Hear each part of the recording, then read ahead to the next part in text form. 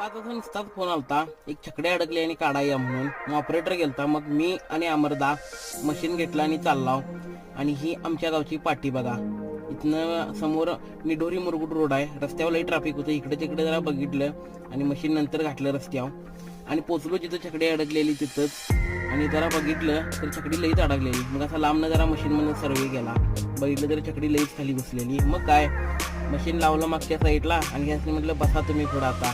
तो बघा एक व्हिडिओ जण करालता आणि लावलं मशीन पाठीमागं. शेवटी ते मशीनच म्हटल्यावर जे धक्का द्याय चालू केला छकडी घेऊनच पुढे गेलो.